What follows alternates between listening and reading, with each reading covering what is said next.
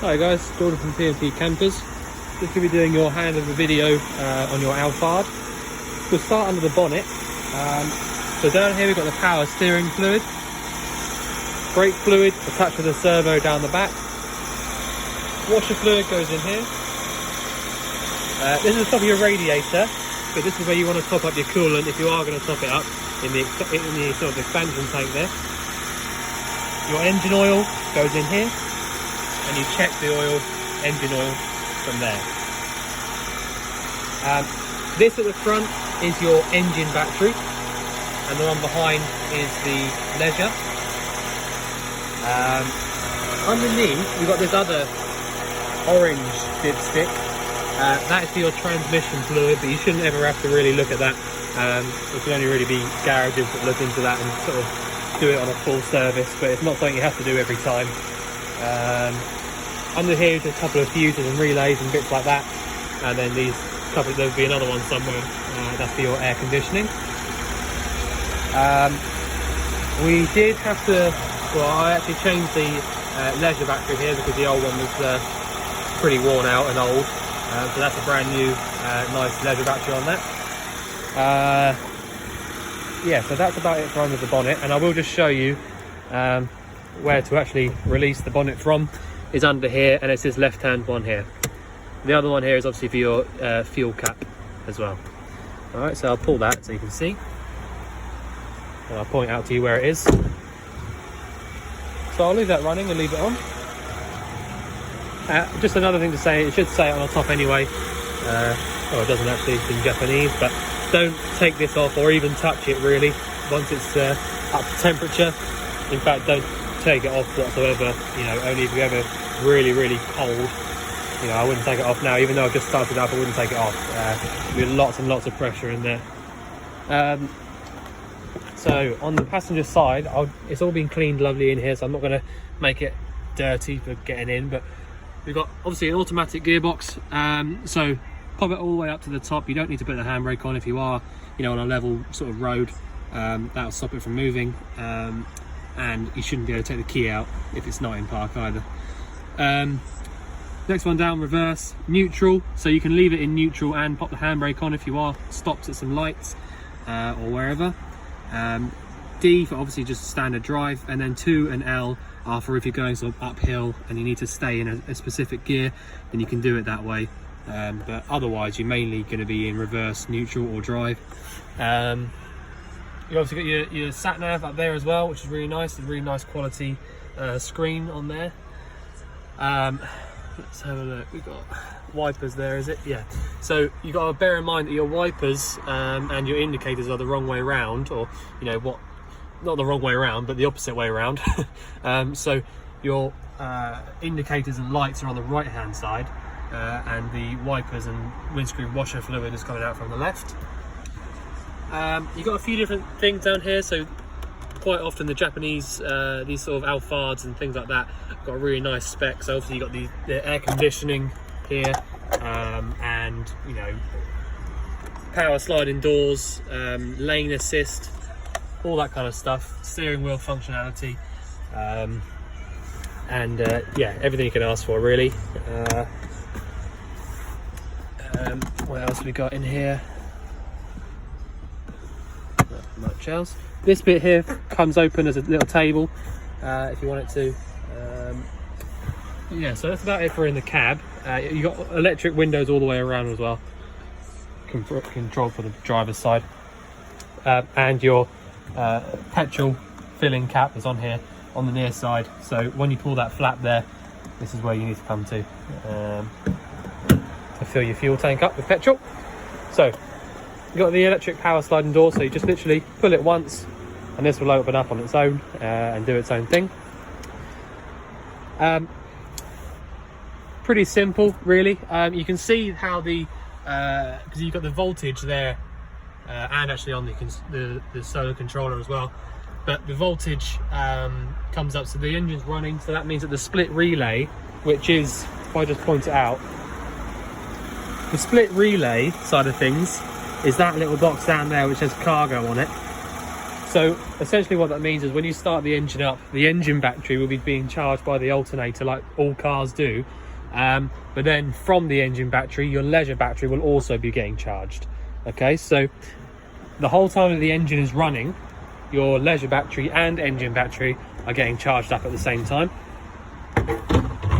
So there's not really any sort of switches or anything to worry about down there. If I just double check that, there is an on and off switch for the actual thing itself.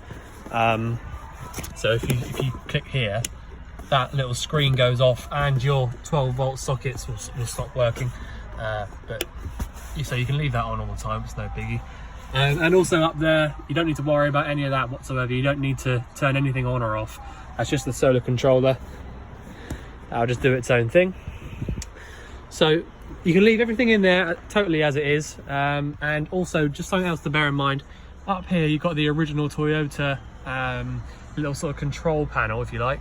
And that does have little lights on it as well. So if I just switch them on, you can see them there in the corners. That's how they work. All right, so if I click the button a few more times, it'll turn it all the way off. And there is a separate switch for the other lights behind here, I believe. Yeah, so click that button there, and then you get the actual lights come up from the conversion, and then again switch them off, and they're all off. So that all works as it should from one of the smaller conversions like this. It all works when the engine is running. And you've got your fridge here as well, which I can't see it. Try to do it on the video, which also works whilst the engine's running as well as when it's not running. So if I switch it on, so you see what I did there, turn it around from the off all the way around, anti-clockwise, actually no, clockwise, sorry, round to the max sign, and then if you just pop this lid back on, then that is on and working as it should. And you can just leave that for the whole time that you're driving, and when you get to where you are going, everything will be cold when you get there. Obviously you can use it when the engine's not running, but I would advise if you are going to use your 12-volt fridge, they can, I mean, it is a new battery to be fair, so it would be okay for a little while, but I would advise you to pop a hookup cable in, and get the battery, keep the battery charged up whilst you are using it, otherwise it will just slowly drain out. But yeah, so once you put a hookup cable in here, when you get to a campsite or at home or wherever, there is a charger inside this locker here, which I will just show you. And just as well, by the way, these are some chocks in here, so if you got to a campsite and you weren't perfectly level, then you can use those to level yourself up. So when you put a hookup cable in, plug it in there, it runs straight down to here. So you've got this, which is your RCD on the left hand side and your two MCBs to the right. Don't worry about that. If you are going to plug a plug into one of the sockets and you find that it's not working, then just come in here, open this up and plop your trip back up like a normal household trip. And also this little thing on the right, when you do put a hookup cable into it, you'll see a little green light in there, and that means that your battery charger is on and charging your battery as it should. So once you've done that, then you can use your I'll just use 2 hours. You can use your fridge as much as you like, for as long as you like. But like I said, just bear in mind that it will drain out your battery a little bit if you don't have a hookup cable in. Oh, I'll do that in a minute. Right, so the next cupboard at the back here. So really, most of the important bits and pieces are at the back, to be honest. Open up the back door. You've got a hookup cable in here, which I haven't tested. So, just bear that in mind. You might well want to buy a new one, but it has got the converter on the end there, so you can plug it into a normal plug socket at home. So that is in there, as well as a couple more spares as well, which came in the van. So you've got gas spanner and a few bits like that. So in here, this left-hand one, they're both the same size, so you don't have to sort of worry about how much is going in which.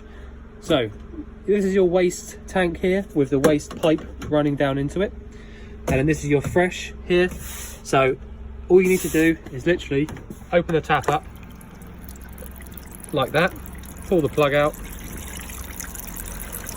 and then the water that's going into it now will be coming straight from this tank on the right, and the water that's going down the plug hole there is going down this pipe into here. All right, and what I will do, just before you come and pick the van up, I will put it all the way through like this now, carry on like this, and then drain this one out so you've not got any water in there, so you can drive around. But yeah, that is literally it. All you need to do to actually fill it up is pull this out from the tank, pull the tank out, fill it up, and then, you know, vice versa, put the pump back in, and then you'll be good to go. I have tidied the wires up a little bit here because they were sort of just hanging down all over the place, so I've kind of tucked them away on the side so you can't pull them out or anything like that. But yeah, so that's that for the fresh water side of things. So I'll turn that off now, then I'll empty out your waste in a minute. And the next one along is your LPG, and I will just turn the is already all the way off at the moment.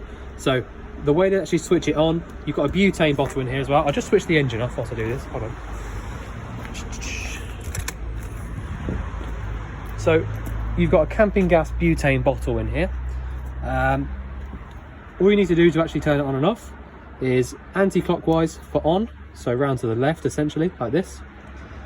And if you go all the way on, when you come back to it to turn it off, you can't get confused as to which way is on and off, okay? So if you've gone anti-clockwise round to the left to turn it on, but if you've gone all the way on, you come back to here to turn it off, it won't go any more left, so you know that all the way around to the right clockwise is off, okay? So I had to replace this hose because it was out of date, and it looked a bit scruffy, so I've just changed it anyway. So that's all good.